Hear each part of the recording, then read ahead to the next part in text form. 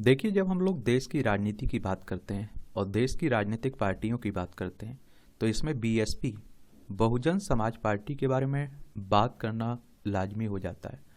मायावती की पार्टी की बात कर रहा हूँ। मायावती उत्तर प्रदेश की मुख्यमंत्री भी रही हैं और इसका चुनाव चिन्ह आप देखेंगे, हाथी आपको देखने को मिलेगा। कांसी राम ने इसकी स्थापना की थी, बीएसपी की, बहुजन समाज पार्टी की।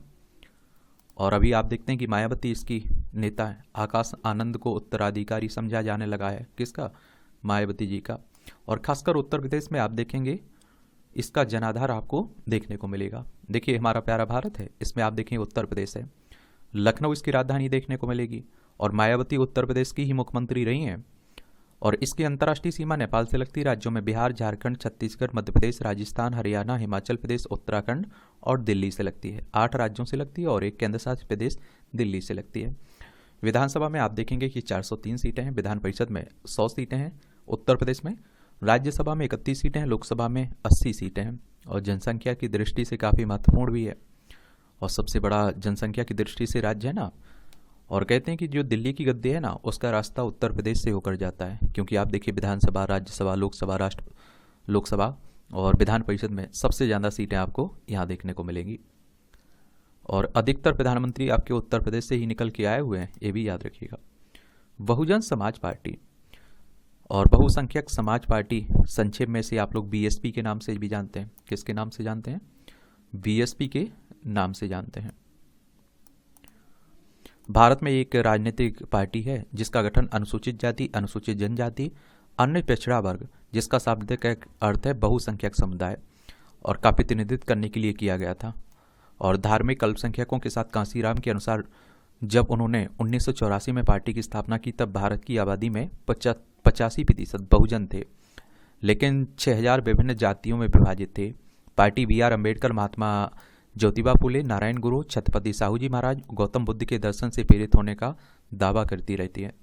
कांसीराम ने 2001 में अपनी शिष्या और मायावती को अपना उत्तराधिकारी नामित किया था।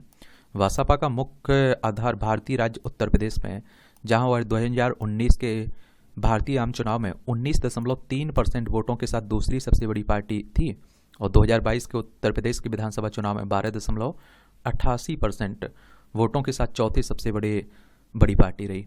और इसका चुनाव चिन्ह आपको बताया हाथी है, और जो वही चिन्ह है जो ऐतिहासिक रूप से डॉक्टर अंबेडकर के अनुसूचित जाति महासंघ द्वारा उपयोग किया जाता था।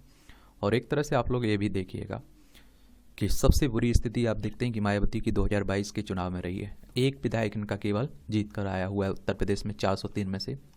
बहुजन एक संस्कृत शब्द है जो हिंदू और बौद्ध ग्रंथों में पाया जाता है। इसका शाब्दिक अर्थ होता है बहुत से लोग या बहुसंख्यक, या अनुसूचित जाति, अनुसूचित जनजाति, अन्य पिछड़ा वर्ग, मुसलमानों, अल्पसंख्यकों की संयुक्त आबादी को दर्शाता है, जो मिलकर भारत के जनसांख्यिकीय बहुमत का गठन करते हैं। बहुजन शब्द गौतम बुद्ध द्वारा प्रतिपादित उक्त बहुजन हिताय, बहुजन सुखाय या कई लोगों का लाभ और समृद्धि में आता है। Doctor B R. अम्बेडकर ने अपने लेखन में इस शब्द का इस्तेमाल समाज के उन बहुसंख्यक लोगों को संदर्भित करने के लिए किया था जो जाति के आधार पर भेदभाव और उत्पीड़न का अनुभव करते थे। ज्योतिबा फुले ने इसी संदर्भ में इस शब्द का प्रयोग किया और भारत के बहुजनों की तुलना संयुक्त राज्य अमेरिका में गुलामी से की थी। और अनुसूचित जाति और बहुजन लेखकों ने सुझाव दिया कि यह अनुपात जनसंख्या का 70% था, 70। और बहुजन समाज पार्टी की स्थापना बी.आर. अम्बेडकर की जयंती 14 अप्रैल 1984 को कांसीराम द्वारा की गई थी, और जिन्होंने 2001 में आप देखेंगे पूर्व स्कूल शिक्षक मायावती को बसपा का उत्तराधिकारी नामित किया था। और सीटों के साथ पार्टी की शक्ति तेजी से बढ़ी उत्तर प्रदेश की विधानसभा और भारत की संसद के निचले सदन में, लोकसभा में। 1993 में विधानसभा चुनाव के बाद मायावती ने मुख्यमंत्री के रूप में समाजवादी पार्टी के अध्यक्ष मुलायम सिंह यादव के साथ गठबंधन किया था। 2 जून 1995 को उन्होंने उनकी सरकार से समर्थन वापस ले लिया, जिसके कारण एक बड़ी घटना हुई जिसमें मुलायम सिंह यादव पर आरोप लगाया कि उन्होंने अपने समर्थकों को भेजकर उनकी पार्टी के विधायकों को लखनऊ के एक गेस्ट हाउस में बंधक बना लिया, उन्हें जाति सूचक गालियां दी। और इस घटना के बाद वे सार्वजनिक रूप से एक दूसरे के मुख्य प्रतिद्वंदी मानते हैं। इसके बाद 3 जून 1995 को मुख्यमंत्री बनने के लिए मायावती ने भारतीय जनता पार्टी बीजेपी से समर्थन प्राप्त किया था। अक्टूबर 1995 में भाजपा ने अपना समर्थन वापस ले लिया और राष्ट्रपति शासन की अवधि के बाद नए चुनाव हुए और 2003 में मायावती ने यह साबित करने के लिए अपनी ही सरकार से इस्तीफा दे दिया कि वह सत्ता की भूखी नहीं है।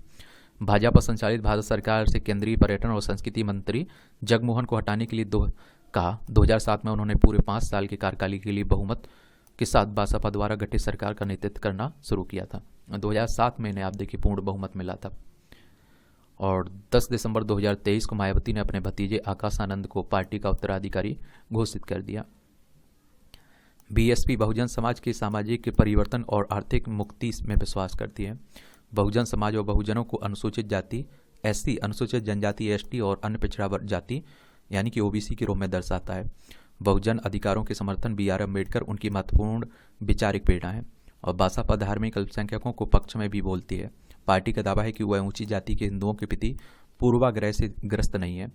2008 में दर्शकों को संबोधित करते हुए मायावती ने कहा था, हमारी नीतियाँ और विचारधारा किसी विशेष जाति या धर्म के खिलाफ नहीं है। अगर हम ऊंची जाति के विरोधी होते तो हम चुनाव लड़ने के लिए ऊंची जाति के उम्मीदवारों को टिकट नहीं देते। 2007 में सफलता।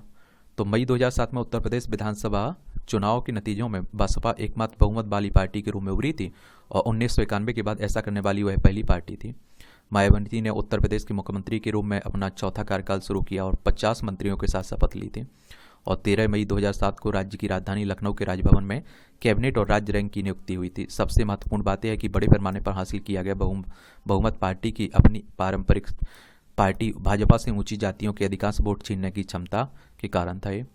2012 में केवल 80 सीटें जीत पाई थी बीएसपी विधानसभा चुनाव में 403 में से, जबकि 2007 के विधानसभा चुनाव में उसे 206 सीटें मिली थी। बसपा सरकार उत्तर प्रदेश के इतिहास में अपना 5 साल का कार्यकाल पूरा करने वाली पहली सरकार थी। और 26 मई 2018 को राम अचल राजभर की जगह RSS कुशवाहा को यूपी का इकाई का अध्यक्ष बनाया गया था। अब 2014 का लोकसभा चुनाव होता है, तो इसमें आप देखिए 2014 के राष्ट्रीय लोकसभा चुनाव में बसपा वोट प्रतिशत के मामले में भारत की तीसरी सबसे बड़ी पार्टी राष्ट्रीय पार्टी बन गई थी, जिसके पास पूरे देश में 4.2% वोट थे, लेकिन उसे कोई सीट नहीं मिल पाई थी। लेकिन 2019 में आप देखिए अखिलेश यादव के साथ इन्होंने गठबंधन किया था और 2019 के लोकसभा चुनाव में से पहले बीएसपी ने महागठबंधन बनाया। महागठबंधन में आप देखते हैं कि ग्रैंड अलायंस, इसमें आप देखेंगे कि कौन समाजवादी पार्टी शामिल थी, अजीत सिंह की राष्ट्रीय लोक दल थी और कई अन्य राजनीतिक दल भी शामिल थे। और 2019 के भारतीय आम चुनाव यानी कि लोकसभा चुनाव में महागठबंधन ने उत्तर प्रदेश की 80 सीटों में से 15 सीटें जीती थी। 5 सीटें समाजवादी पार्टी ने और 10 सीटें बहुजन समाज पार्टी ने। बाद में आप देखते हैं कि चुनाव के बाद इन्होंने गठबंधन तोड़ दिया था मायावती ने। तो इस तरह से ये इतिहास है बहुजन समाज पार्टी का, बीएसपी का।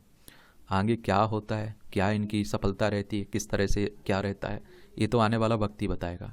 और इसके लिए सबसे अच्छी बात रहती है कि आप लोग न्यूज़पेपर पढ़ते रहा करिएगा, न्यूज़ देखते रहा करिएगा। सोशल मीडिया है आजकल आपके पास स्मार्टफोन है, तो सभी के बारे में जानकारी आप लोग रखे रहते हैं, जानते रहते हैं। और किसी के बारे में बात करनी हो तो आप लोग उसका नाम बता सकते हैं।